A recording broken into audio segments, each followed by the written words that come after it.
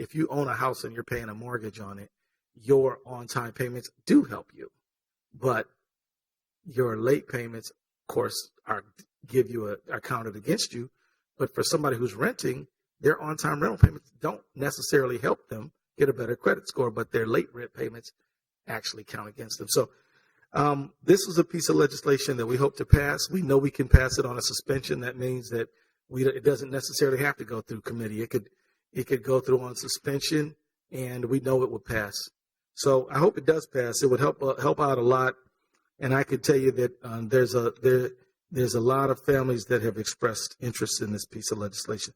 Let me move now to justice issues. On the issue of immigration, I am as steadfastly in favor of immigration reform as ever, notwithstanding some of the national political rhetoric. I do believe that depending on how the election turns out, we may be in a position to actually move a bill, which is something that's somewhat of has been a long time coming. I'm particularly concerned about one small aspect of immigration, which is the U visa. Now, the U visa is a non-immigrant visa, which allows people to stay in the country during the investigation of a crime.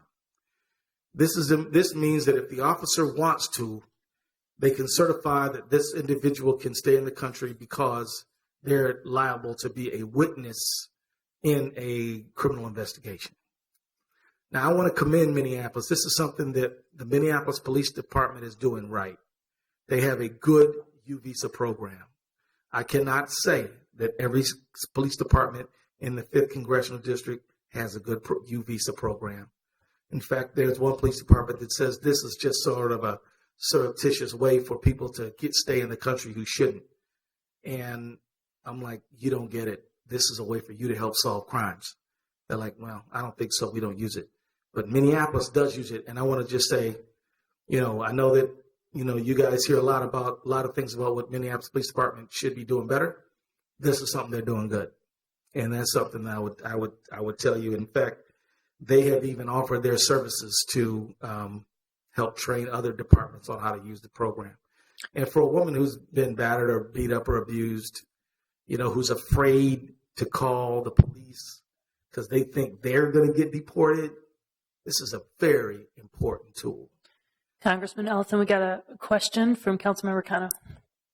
Thank you. Thank you, Madam Chair. So, Congressman Ellison, my questions are going to be around DACA, DAPA, and then the 10-year ban. So just backing up a little bit, can you tell us a little bit more about the future of DACA? I think it's okay, but I'm not sure. And then DAPA was stopped, which was the mechanism to expand those opportunities to the parents of the immigrant children that were under DACA. And then recently, just reading about all the different presidential candidates, one of them has talked about moving forward to end the 10-year ban, which is the punishment that is given to immigrants who are deported and can't re-enter the country for another 10 years if they're trying to fix their immigration status and so forth.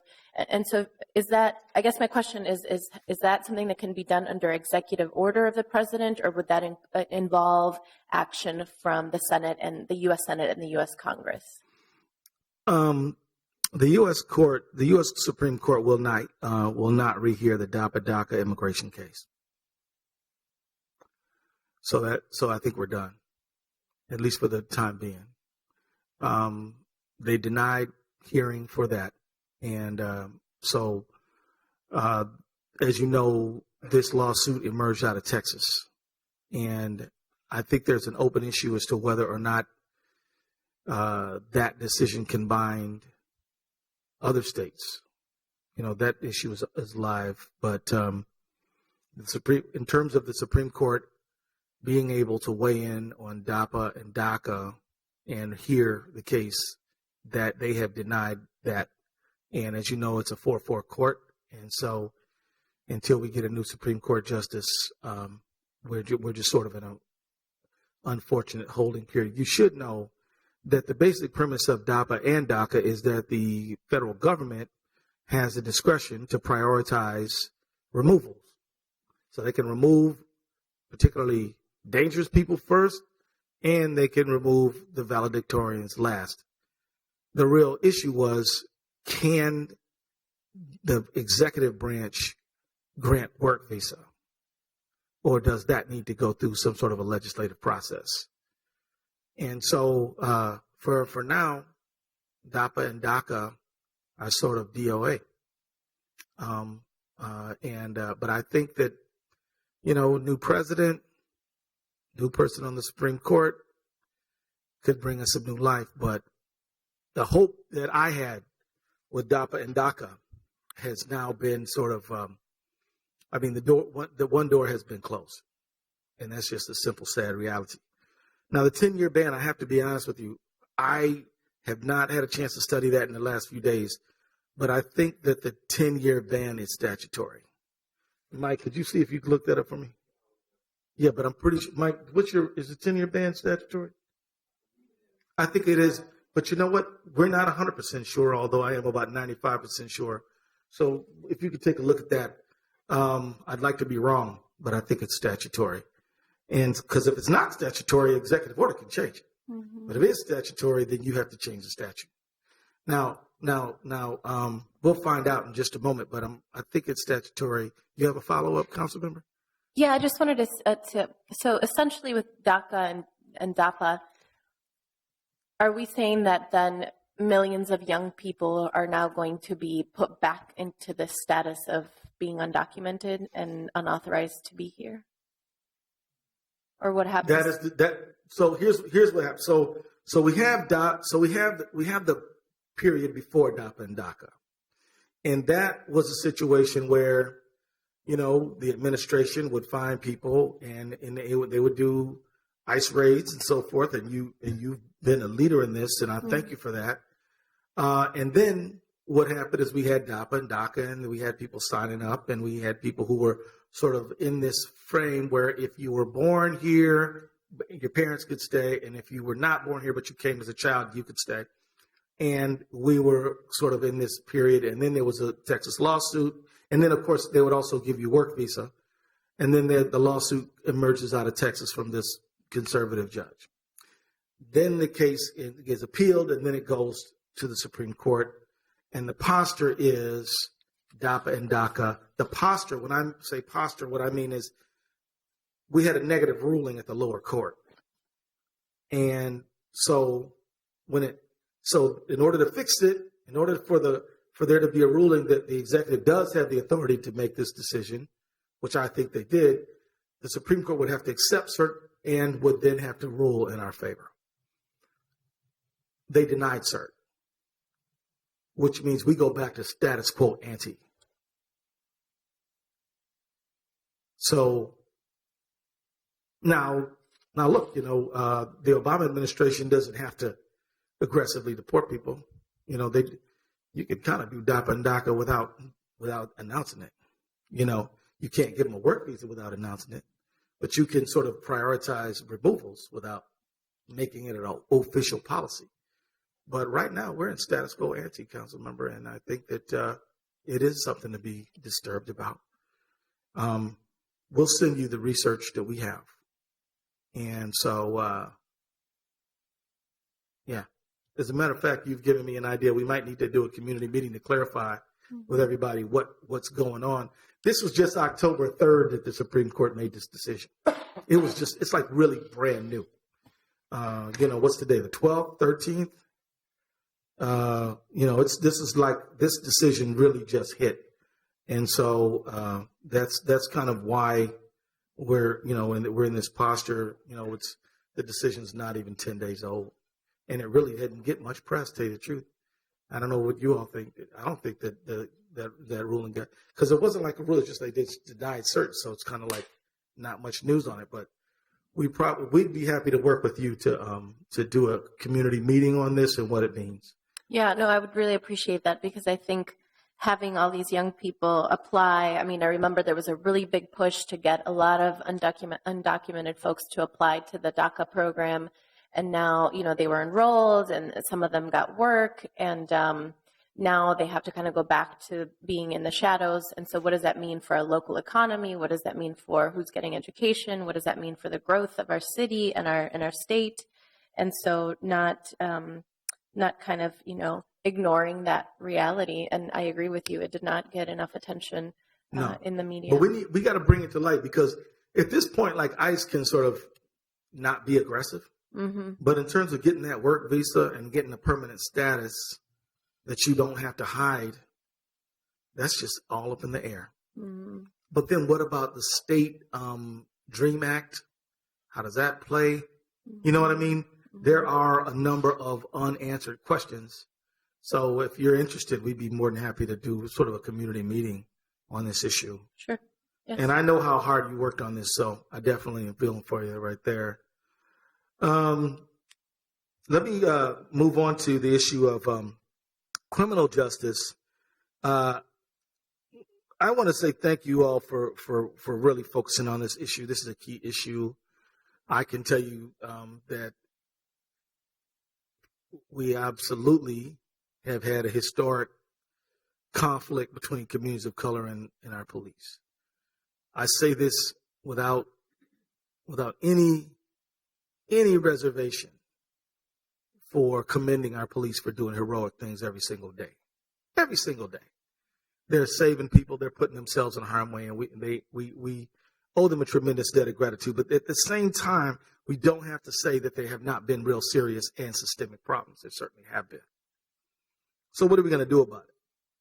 Well, there's a lot we can do about it. We got to look at training. We got to look at equipment. We got to look at, all kinds of standards. I was appointed to a bipartisan policing strategies working group. We had a hearing in Detroit. We'll have more. I've asked that we could have one in Minneapolis. And we definitely need your input on how we move forward. I could tell you that this, I just got through with a meeting with Catherine Rowe, who's our federal public defender, and she is working on this issue. They have a federal bipartisan task force through the federal court. Justice Roberts commissioned this task force, and they're looking at everything from policing to sentencing and everything in between. And I know that if there's one thing that there's some bipartisan agreement on in Congress, it is that the war on drugs went too far, massive incarceration is too much, and that we have got to do something to make sure that communities feel like the police are there to protect them. Unfortunately, you can have a department full of officers who do nothing but the right thing all the time, but if there's one ugly incident, the citizen doesn't say that John Smith mishandled me. They say the police did. And so this is the kind of the problem that we're in. I could tell you this. I think that there is an openness among many sectors of the law enforcement community to this dialogue. And I'm glad to see that. I want to, urge you all to continue the work you're doing to build trust and accountability. It's key, and we're going to be doing the same. If you have any recommendations on what the federal government could or should be doing, we want to hear them. Things we're thinking about are things like with Burn, JAG, and COPS grants to put in some provision that there be some demonstration of working cooperatively with community.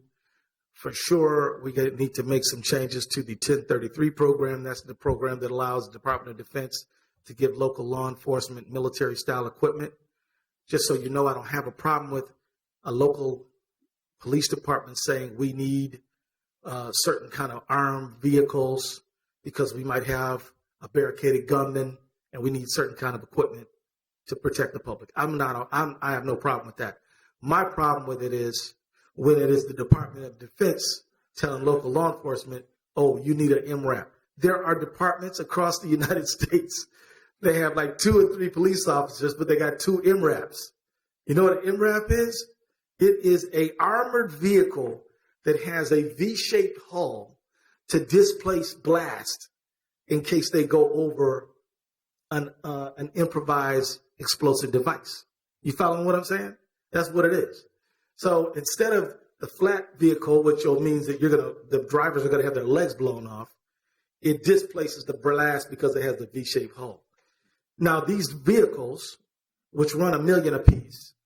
But they made way too many of them. They didn't make a few too many. They made way too many of them.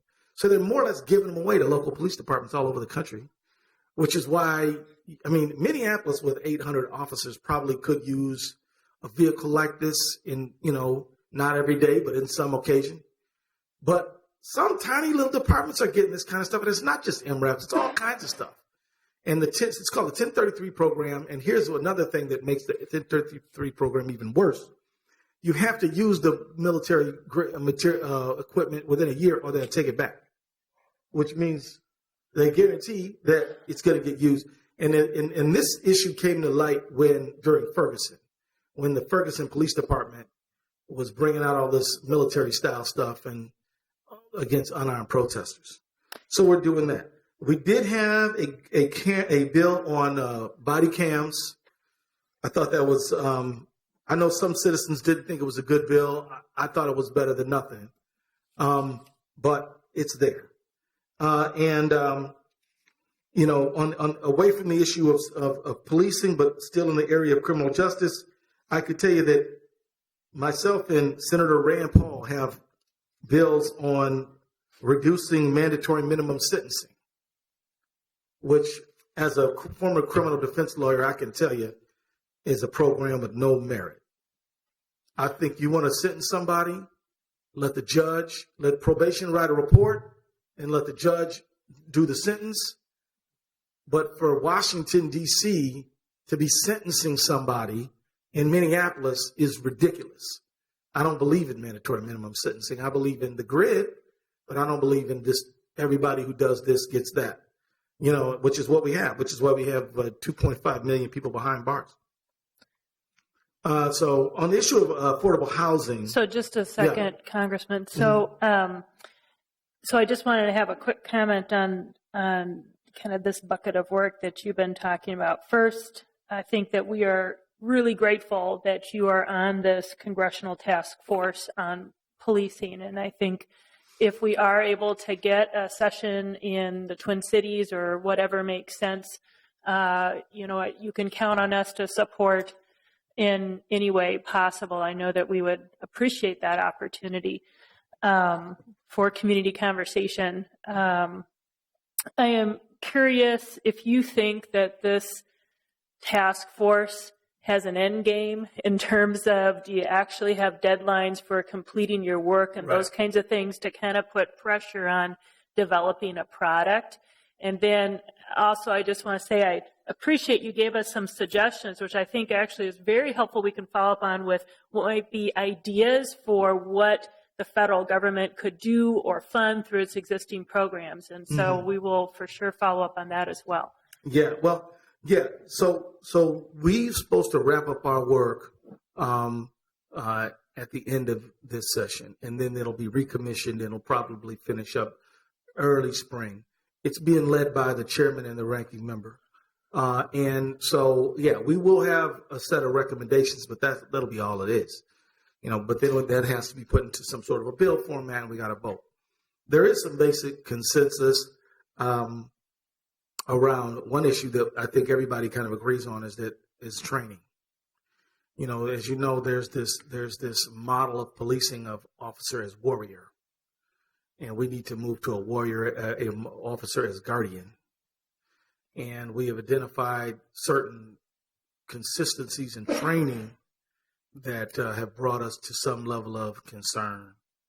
And so that's going on. But I think that in the springtime, into winter, there will be a set of recommendations. And also, the president initiated something on 21st century policing, which came out with a set of excellent recommendations that we're actually moving on. So I think that we actually have a bill on criminal justice reform that could be brought up during the lame duck, but that bill is not a product of this bipartisan task force. So thank you for those questions. And then just, I know that your staff had asked me to make sure I was giving you a little time check. I know that you have to be somewhere around 3 o'clock, and we're about at 2:30. So I think we have just enough time for maybe an overview on the housing piece, which I know we'd love to hear. Well, if I may try to rush the housing piece and then say something about zero waste, if that's okay. Okay. So I just want to say housing is a top priority. Wherever I go, people want to talk about housing and the lack of affordable housing. There have been some small successes. We need a whole lot more housing. Again, we're building a lot of housing, but we're not building housing for low-income people, which is a real problem, as you know. I can tell you that I haven't, that Secretary Castro has been to the region 3 times in the last year to engage in dialogue about housing needs. And I'm pushing as hard as we can to move forward on that. As you know, Broadway Flats recently opened. That was assisted with some HUD money. I helped intervene directly on that project. And I'm looking for more to get involved in. But we need 20 Broadway Flats, in my opinion. And this doesn't threaten the regular housing market because these folks can't afford the market anyway. Let me just say lastly, and I will offer this to you as just sort of a candid, observation. I'm actually quite interested in what's going to happen with the Glendale area housing project. That is public housing right now. I can tell you that I am 100% against displacement of those people, 100%. Like, couldn't be more against displacement, but I also have to recognize that we got about 7,000 people waiting for Section 8 and about 7,000 waiting for public housing. And we cannot stand by and let that excellent piece of land be occupied by only 500 units. Now, I know a lot of people who live there are afraid because they think that if we do anything, we're going to get rid of them. I am telling you that I am dead set against getting rid of them. I think they should stay there. They should stay in. They need to have maintenance and improvements and everything else. Have a better grade of housing because that place has not been, been upgraded in a long time. But you could, particularly with modern building techniques, put more people in there and alleviate some of the pressure. And if we did that, these people would be on an excellent transit line. They'd have access to Minneapolis and St. Paul. They'd be able to get to the airport, to Eden Prairie and they'd be in employment, a high employment sector. They'd be in an area of opportunity because they're right next to the University of Minnesota. They don't want to do anything because they think that anything they do will mean that they might get pushed out. But I think, and we've been kind of hamstrung because people don't have any trust. I believe that we all need to try to figure out how to build the trust that we need to develop that land for more affordable housing. And I know it's not going to be easy because trust is low over there. I've been over there and the trust is low. But I think that if we assure folks that they will not be displaced, that we might be able to put together some federal money, some private money, some state money, some city money, to be able to refurbish the housing that's there and then add on a bunch of units. Those folks if they're thinking about what happened in Chicago and a lot of other places, yes, poor people got removed. We can make a commitment that we're not going to do that, but I don't think we can sit around and let that awesome, high opportunity location not be fully maximized by maybe as many as 400 more, 500 more families. That's my own opinion. And I think it can be done, but I think there's got to be a lot of community engagement and build a whole lot more trust. I think it's a worthwhile project, and I want to be part of it as you all move forward on that. And I know, and as I sit up here and talk about lack of affordable housing, I know you know it. I know you know it. I think Councilmember Fry's district, we got a lot of housing going up, but all of it is market rate housing, and which is good. But we need some housing that some people making $11 an hour can afford, and so that to me is really important. I just wanted to share that with you because it's something that I really want to work on, and definitely feel that it shouldn't only be Glendale where we're doing affordable housing. We should be doing it all over, but we should be doing it there. And then the last thing I want to say, and I do thank you for allowing me to take up so much of your important time, is that I just want to commend you on your efforts regarding zero waste development expansion. I have a bill called the Zero Waste Development Expansion Act to help cities like Minneapolis, St. Louis Park, and others lead on the zero waste efforts and get funding for technical support. My bill would create a $100 million grant program for public-private investment in trucks, infrastructure, bins, education, and more. And I would like you to take a look at the bill and see whether or not Minneapolis might be willing to endorse the Zero Waste Development and Expansion Act. I know you all have been doing a great job on this, and thank you for moving for curbside compost and single sort recycling. And this is nation leading, but as you all know, we could do a little bit more than we're doing, all of us, me too, everybody. And we see some private sector movement here. I was at the airport. They're doing stuff. U.S. Bank Stadium is recycling organics and waste. Target Field, they're moving forward on it. And, I think that, we're literally burning millions of dollars of recyclable paper, compostable waste. And I'd like you to consider, if you would, supporting that bill. And then finally, I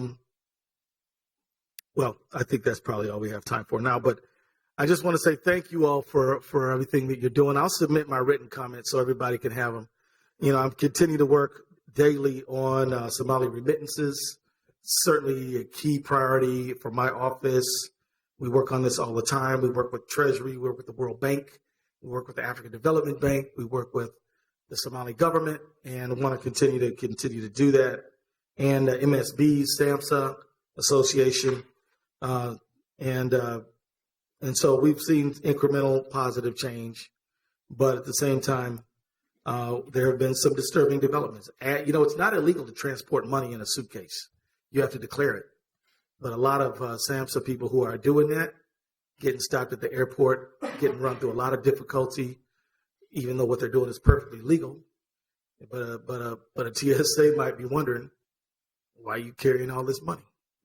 And so you compile that with a bunch of the other profiling issues we've had to deal with, and it just makes for a very difficult situation. So I do apologize for taking so much of your time, and I want to thank you again for your excellent work. And I love working with the Minneapolis City Council on any issue, and I look forward to partnering with you in the future. We have one quick question or comment from Councilmember Fry. Thank you, Madam Chair. I'll go extremely fast. I know you got it in another meeting. Orange Line, thank you for your work.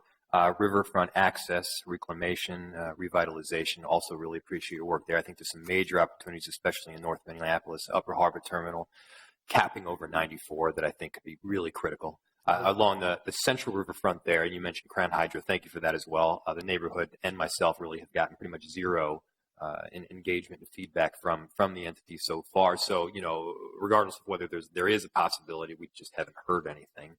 Can I ask you a question about that? Yes, please. Have you contemplated delivering some comments to FERC before November 2nd on the permit? We have, and we are. Okay. Yes. And so thank you. We'll send you ours. We'd love to see that. Would be great. Yeah. If we could do that, that would be spectacular. Yeah. Send out the congressman.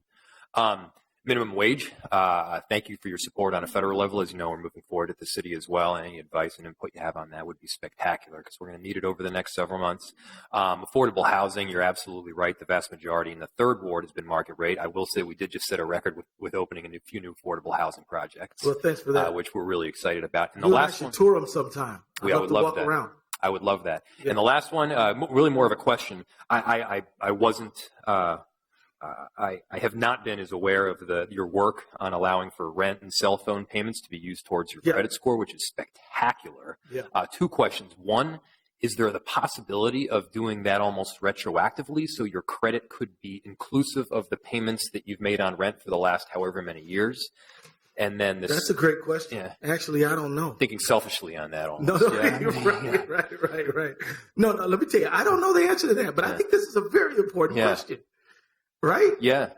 But certainly we'll raise that. Yep. Yeah, we had a great hearing on it, but I wish I would have asked that question about the retroactive application. And then the second piece of that is, in addition to rent and cell phone payments, are there any other regular payments that could be pumped in there? I mean, they would be any utility payment. Let's just say you rent an apartment and you have to pay your own lights and cable. Cable's a telecom bill. You could use that. So think about it. If, say, you're out of the credit stream, you still got plenty of regular bills that you pay. And your payment of those bills is predictive of your likely to default, right? Mm-hmm. Rent, lights, cable, cell phone, boy, that's 4. And so you're paying them all the time, but you don't get any credit for it. Yep. And I'm telling you, it's wrong. And I think we're going to get this bill passed. If you all can send a letter that I can share with my colleagues, that would be a big benefit. And we'll give you any information you need on that. But, yeah, so, I mean, I'm excited about it. I mean, it's so hard to pass anything through this Congress, but we might just get that done. Thank you. It's greatly appreciated. Thanks again, everybody. We'll be in touch. Thank you so very much.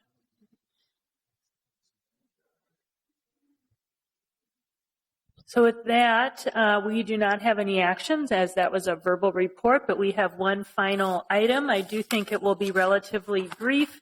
Essentially, this is a cleanup version of our legislative agenda. Accomplishing approval of this will allow us to have a more clean document for discussing the more major changes we may make to the legislative agenda for the coming year. And Ms. Bergman will give us an overview of the process that was used by our IGR team to come up with the version that is presented to us today.